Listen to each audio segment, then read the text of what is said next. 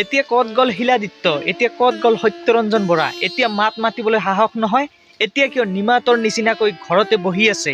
এইবিলাক চকুত পৰা নাই। যিজন মাতৃয়ে 10 মাহ 10 দিন নিজ গৰ্ভত ধাৰণ কৰা নিজ পুত্ৰই মাতৃৰ গাত গৰম পানী ঢালি দিয়ে, সেইবিলাক চকুত নপৰে শিলাদিত্যৰ। যিজন মাতৃয়ে সৰুতে কিমান কষ্ট কৰি ডাঙৰ দীঘল কৰি এতিয়া ডাঙৰ মানুহ বনাইছে, সেইজন মাতৃক খুটাত বান্ধি থৈ নিৰ্মমভাৱে প্ৰহাৰ কৰা দৃশ্য এতিয়া সত্যৰঞ্জনৰ চকুত নপৰে।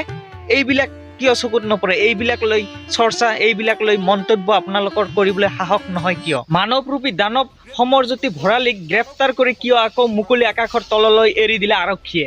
তেওঁ কি অপৰাধী নহয়? নিজ মাতৃক, যিজন মাতৃয়ে 10 মাহ 10 দিন ইমান কষ্ট কৰি গৰ্ভত ধাৰণ কৰি লালন পালন কৰি ডাঙৰ দীঘল কৰিছে, সেইজন মাতৃক কি নিৰ্যাতন কৰিলে, সেইজন মাতৃক গৰম পানী উতলাই গাত ঢালি দিলে, খুটাত বান্ধি থৈ নিৰ্মমভাৱে প্ৰহাৰ কৰিলে, সেইবিলাক অপৰাধ নহয়? সেইবিলাক তেওঁ ভাল কাম কৰিছে জানো? সেই অপৰাধৰ ভিত্তিত আৰক্ষীয়ে তেওঁক গ্ৰেপ্তাৰ কৰি আকৌ কিয় মুকলি আকাশৰ তললৈ এৰি দিলে? আজি এজন সমৰজ্যোতি ভৰালীৰ কাৰণে হাজাৰ হাজাৰ সমৰজ্যোতি ভৰালী এইখন অসমতেই সৃষ্টি হ'ব, এইখন অসমতেই গঢ় লৈ উঠিব হাজাৰ হাজাৰ সমৰজ্যোতি ভৰালী। কাৰণ যেতিয়া চাব যে এনেকৈ মাক দেউতাকক অকৰ্থ নিৰ্যাতন কৰাৰ ফলতো আৰক্ষীয়ে কোনো ধৰণৰ ব্যৱস্থা নলয়, তাৰ পিছত আকৌ এনেকৈ ওলাব যে কোনো ধৰণৰতো আইনগত ব্যৱস্থা নলয়। সেই একেখন দৃশ্যই গুৱাহাটী মহানগৰত যিখন সংঘটিত হ'ল, সেইখন মাৰ নজতেই আন এখন দৃশ্য হাজোত কি সংঘটিত হৈছে। নিজ পুত্ৰই নিজ বৃদ্ধা পিতৃক কি ধৰে নিৰ্যাতন চলাই আছে বছৰৰ পৰ বছৰ। যিজনৰ নাম হ'ল সুৰেশ দাস, নিজ পিতৃক কি ধৰে নিৰ্যাতন চলাই আছে বছৰৰ পৰ বছৰ। অকণমান পানীৰ কাৰণে হাহাকাৰ কৰি আছে নিজ পিতৃ।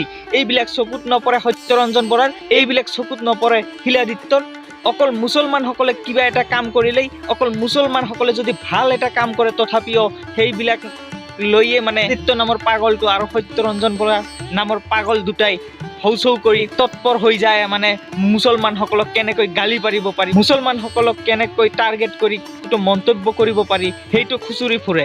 এইবিলাক তেওঁলোকৰ চকুত নপৰে। এইবিলাক লৈ মাত মাতক না, এইবিলাক লৈ মাত মাতক। এইবিলাকতো কোনো মিয়া নহয়, এইবিলাকতো আপোনালোকৰে হিন্দু সম্প্ৰদায়ৰে ব্যক্তি।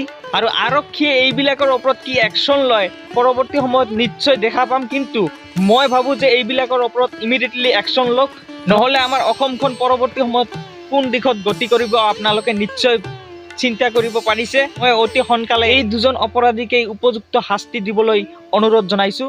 জয় অসম, বন্দে মাতৰম। পুত্ৰৰ নামত কলংক, সমৰজ্যোতি।